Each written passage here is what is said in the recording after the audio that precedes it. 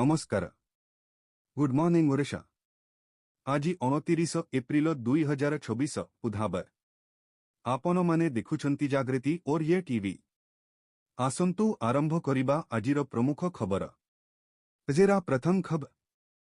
भारतीय अर्थनीति को triple attack. महंगा तेल परे प्रचंड खरा और कम वर्षा बढ़ाइला चिंता। सूचना अनुसार भारतीय अर्थनीति पई आगकू माड़ी आसुछि विपत्ति। एका संगरे तीनोटी बड़ संकट बा ट्रिपल अटैक भारतर अभिवृद्धि को ब्रेक लगाइबाकू जाउछि।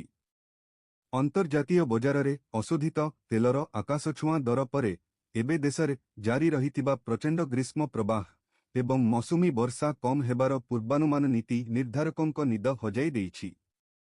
परवर्ती खबर। राउरकेला नेट गवेषकों को बड़ा सफलता। अपमिश्रित मसला को चिन्हट करिबो पेटेंट। सूचना अनुसार भारत में मसलायुक्त खाद्य अधिक लोकप्रिय।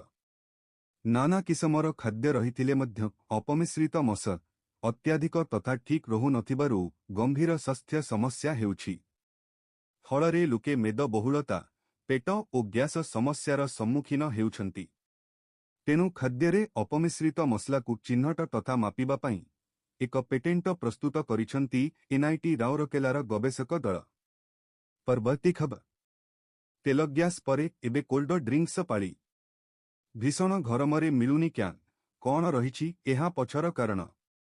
सूचना अनुसार ग्रीष्म प्रवाह वृद्धि पाइबा सहित ठंडा पानीय बा कोल्ड ड्रिंक्सर चाहिदा दिनकू दिन वृद्धि पाउछि। गरमरू मुक्ति पाइबा पई समस्ते कोल्ड ड्रिंक्स आडकू मुहाई थांती। आउ जदि आपण मध्य सेगुडीकू पसंद करंती तेबे एही खबर आपनकू टिके निराश करि पारे। ईरान एवं अमेरिका मध्यरे चलिथिबा भूराजनैतिक संघर्षर प्रभाव एबे दिल्लीर दोकानगुड़िकरे प्रकाश पाइबा आरंभ करिछि। एठारे डाएट कोल्ड ड्रिंक्सर क्यान धीरे धीरे सेलफरू अदृश्य हेबारे लागिछि। परवर्ती खबर। आउ समाधान नुहे सीधा युद्ध पुणी मुहांमुही हेबे ईरान अमेरिका। काहींकि हेउनी समाधान। सूचना अनुसार जदिओ ईरान एवं अमेरिका मध्यरे एक अस्थायी युद्धविरति भयानक युद्ध को एडाई देइछि, हेले उत्तेजनार स्थिति एबे भी जारी रहिछि। उभय पक्षरु मौखिक आक्रमण जारी रहिछि। रिपोर्ट अनुजाई एही परिस्थिति पछरे मुख्य कारण हेउछि ईरानर परमाणु महत्कांक्षा संपर्करे जिद।